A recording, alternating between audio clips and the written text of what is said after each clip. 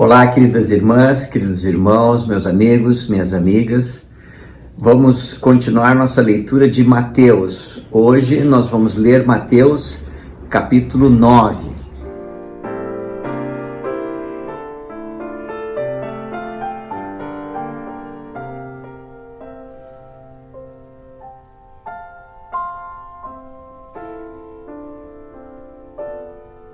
É muito bom estar com vocês aqui no nosso clube de leitura do Testemunho de São Mateus. Vamos começar então? Capítulo 9. Jesus perdoa pecados, cura um paralítico e chama Mateus.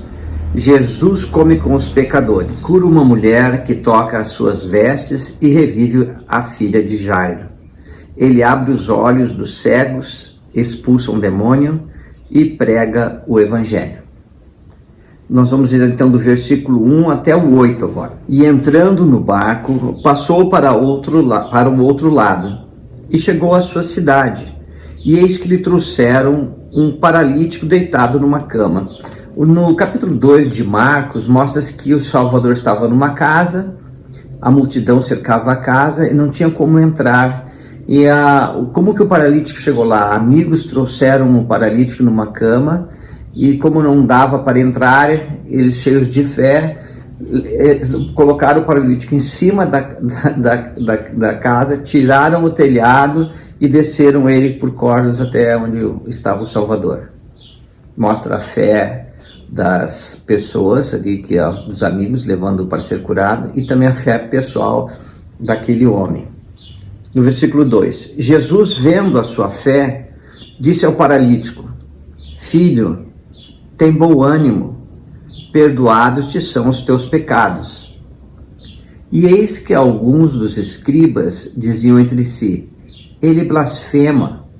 Mas Jesus, conhecendo os seus pensamentos, disse: por que pensais mal em vossos corações? Pois qual é mais fácil dizer: perdoados te são os teus pecados, ou dizer: levanta-te e anda? Ora, para saibais que o Filho do Homem tem na terra autoridade para perdoar pecados, disse então ao paralítico: levanta-te, toma a tua cama e vai para a tua casa. E levantando-se, foi para a sua casa. E a multidão, vendo isso, maravilhou-se e glorificou a Deus, que dera tal autoridade aos homens. Que passagem cheia de esperança para todos nós. Aqui nesta passagem aprendemos que o Salvador Jesus Cristo tem poder para nos curar espiritualmente e fisicamente. E quando ele fala perdoado são os teus pecados, os fariseus, os escribas que ali estavam, falando entre si, falavam pensando, diziam assim: mas que blasfema, né? Então o Salvador, que conhecia os pensamentos de todos, fala para que saiba que o Senhor tem poder de perdoar pecados. Ele falou: levanta, pega a tua cama e anda. Então o Salvador, ele pode aliviar os nossos pesares, dores, sofrimentos, nossas mágoas, nossas angústias.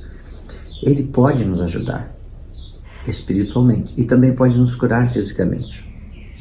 Algo bem interessante no versículo 8 diz assim: e a multidão, vendo isso, maravilhou-se e glorificou a Deus, que dera tal autoridade aos homens.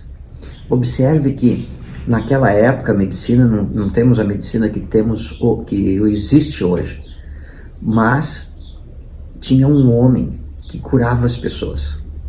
Multidões iam pela cura, não porque Jesus Cristo era o Filho de Deus, o unigênito, Salvador do mundo, mas pela cura. E cercavam. Por isso que o Salvador falava às pessoas: olha, não fala para ninguém, porque a fama dele corria por todos os lugares, e onde tivesse pessoas ele já não podia ir, porque todos iam ter com ele, porque desejavam ser curados.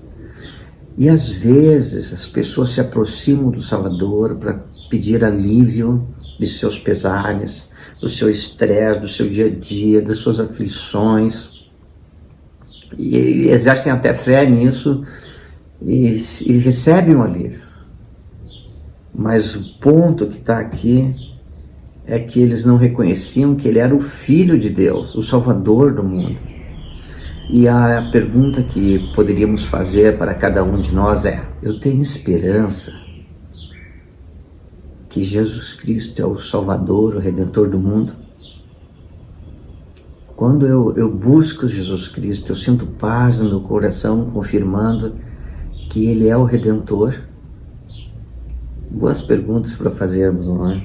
Muito bem, vamos continuar, versículos de 9 até o 13. E Jesus, passando adiante dali, viu assentado na alfândega um homem chamado Mateus, e disse-lhe: segue-me. E ele, levantando-se, o seguiu. O Marcos fala que era Mateus, né? Levi e Mateus são a mesma pessoa. E na alfândega era o local onde se recolhiam os impostos.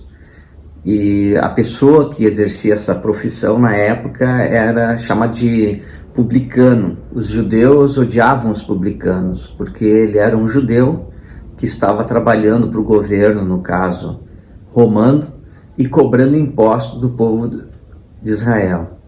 E eles então se irritavam muito com isso. Além do que alguns ou vários eram desonestos e cobravam mais do que deveria. Mateus deixou de imediato o seu trabalho e seguiu o Salvador. E a grande pergunta que nós poderíamos fazer é: quantas coisas deixamos para trás para seguir o Salvador?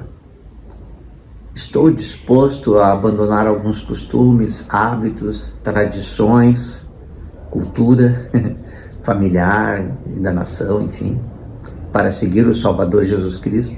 E aconteceu que, estando ele em casa, assentado à mesa, chegaram muitos publicanos e pecadores e assentaram-se juntamente à mesa com Jesus e seus discípulos. Quando fala que ele estava em casa, ele estava na casa de Mateus. E lá outros que tinham a mesma profissão se reuniram. E o povo de Israel considerava os publicanos como pecadores.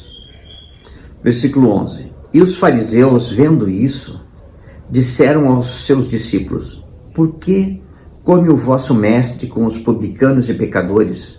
Jesus, porém, ouvindo, disse-lhe: não necessitam de médicos sãos, mas sim os doentes. Ide, porém, e aprendei o que significa: misericórdia quero e não sacrifício, porque eu não vim para chamar os justos, mas os pecadores ao arrependimento. O Salvador faz uma analogia com o médico. O médico, ele é uma profissão que ele utiliza remédios para curar as enfermidades. E o Senhor apontava ali um dos remédios: arrependimento. Arrependimento era o remédio que o Senhor indicava para proporcionar a cura para as pessoas. O que significa arrependimento? Arrependimento significa mudar o coração. Arrependimento significa ter uma mudança interior. E era isso que o Senhor estava buscando e ensinando. Continuando dos versículos 14 até o 26, diz assim: então chegaram ao pé dele os discípulos de João, dizendo: por que jejuamos nós e os fariseus muitas vezes, e os teus discípulos não jejuam? Disse-lhe Jesus: podem porventura andar tristes os filhos das bodas, enquanto o noivo está com eles? Dias, porém, virão em que lhes será tirado o noivo, então jejuarão. As bodas, para nós entendermos, quando tinha um casamento, vinha o noivo com todos os seus convidados, ia tipo um cortejo assim, e as pessoas vinham acompanhando até a casa do pai da noiva. E o Salvador faz essa analogia porque era algo bem comum e conhecido. Então estão todos ali junto com o noivo em festas, alegres, felizes, mas teriam dias que estariam longe. E aí seria um tempo de jejum. O Salvador dizer: olha, estão comigo, está bem. Então, queridas irmãs, queridos irmãos, que possamos sempre nos aproximar do Salvador, que nos dá alegria, paz, segurança, esperança. Precisamos tanto dessas coisas no nosso dia a dia, não é?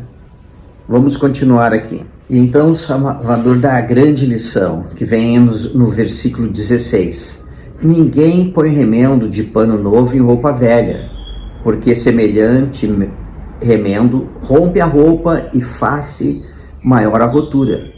Nem se põe vinho novo em odres velhos, do contrário rompem-se os odres, entornando-se o vinho, e os odres estragam-se, mas põe vinho novo em odres novos, e ambos se conservam. O odres era um recipiente feito de pele de animais, onde que eles usavam ali para armazenar água, né? Ou vinho, né, no caso. E esses odres, o senhor está dizendo, olha, você não vai colocar o vinho novo no odre velho, que vai romper. A fermentação do vinho, a dilatação, enfim, vai romper e você vai perder todo o vinho. O que o senhor estava ensinando para eles? Lembra, os discípulos de João tinham vindo, não aceitavam ainda o Salvador, não entendiam que ele era o Redentor, e seguiam João por causa disso ainda. João depois tem que enviar eles ao Salvador, nós vamos ver mais adiante, para que eles pudessem seguir o Salvador. E o Senhor começa a explicar, olha, eu não vim aqui para dar um remendo na lei de Moisés. Eu estou cumprindo a lei e trago agora o Evangelho das Boas Novas. O Salvador sabia que ele vinha para dar sua vida preciosa em resgate de toda a humanidade. E ele está então ensinando, olha, estou trazendo uma nova mensagem. O Evangelho da paz que muda o coração, sara a alma ferida, nos enche de esperança, de caridade, desejo de nos tornarmos pessoas melhores. Alivia a dor da alma. E esse Evangelho que inclui as ordenanças de salvação e exaltação para retornarmos à presença de Deus, era isso que o Salvador estava oferecendo. Continuando no 18, dizendo-lhes ele essas coisas, eis que chegou um chefe e o adorou, dizendo, minha filha faleceu agora mesmo, mas vem, impõe-lhe a tua mão e ela viverá. Esse chefe, como descreve Mateus, na verdade era um dos principais da sinagoga, chamado Jairo, cuja filha estava enferma e havia falecido. E o Jairo, ele se aproxima do Salvador implorando que ele possa ir e curar a filha querida e amada. No versículo 19, e Jesus levantando-se seguiu, e ele e os seus discípulos. E eis que uma mulher, então imagina a cena, o senhor está lá e recebe um chamado para curar a filha de Lázaro, então ele sai caminhando pelas ruas, pelas pequenas ruas da cidade, até chegar à casa de Jairo, e a multidão seguia, muitas pessoas, e no caminho acontece essa cena. E eis que uma mulher que por 12 anos padecia de um fluxo de sangue, chegando por detrás dele, tocou a orla de sua veste, porque dizia consigo, se eu tão somente tocar a sua veste, ficarei sã. E Jesus, voltando-se e vendo-a, disse, tem ânimo, filha, a tua fé te salvou. E imediatamente a mulher ficou sã. Marcos descreve a mesma cena e ele acrescenta que o Salvador sentiu que dele saía virtude e se voltou e perguntou, quem me tocou? E os discípulos ali, olha o Salvador, né? Olha o Senhor, eles estão aqui todos cheios de gente aqui. E o Salvador começou a olhar em volta para ver quem o havia tocado. E diz que a mulher, temendo e tremendo, olhou para o Salvador e humildemente ele disse, olha, eu que te toquei. Então ele fala, né, que a fé dela havia curado. O Salvador decidiu que dele saía virtude. Então o Salvador tem o poder de cura, irmãs e irmãos. Uma multidão o seguia, mas uma ficou curada. Então a forma como nós nos aproximamos do Salvador, a forma como exercemos fé nele, faz toda a diferença. Uma multidão o seguia, mas uma pessoa ficou curada. Buscamos alívio para nossas dores, pesares, buscamos paz à nossa alma. O Salvador tem poder de nos curar, mas muito depende da forma como nós nos aproximamos dele. Cheios de fé, cheios de esperança, crendo que realmente ele pode nos curar. Vamos continuar no versículo 23. E Jesus, chegando à casa daquele chefe, a casa de Jairo, vendo os flautistas e o povo em alvoroço, disse-lhes: retirai-vos, que a menina não está morta, mas dorme. E riam-se dele. E logo que o povo foi posto para fora, ele entrou e pegou-lhe na mão, e a menina levantou-se. Quando ele retira todas as pessoas, acompanham Pedro, Tiago e João, que seriam aqueles apóstolos que iriam presidir a igreja depois da ressurreição do Salvador. E eles estavam juntos presenciando este grande milagre. E espalhou-se aquela notícia por toda aquela terra. Eu e você, todos nós, eventualmente perdemos entes queridos. Os avós, os pais, tios, filhos, filhas, netos, enfim. Todos nós, durante a nossa vida mortal, nos anos que vamos viver, teremos algum parente, familiar, amigo que terá nos deixado partindo desta vida após ter cumprido sua jornada durante a mortalidade. Não existe palavras para consolar a alma ferida diante da ausência de um ente querido. Alguns profetas têm falado que esta é uma das maiores, talvez a maior provação da vida mortal. Queridas irmãs, queridos irmãos, o Salvador tem o poder da vida. Que possamos exercer fé nele. Um dia, todos nós iremos ressuscitar. E nossos entes queridos não estão perdidos. Eles estão agora no mundo espiritual. Seu espírito continua vivo e estão lá com nossos outros familiares, aprendendo o Evangelho, pregando o Evangelho.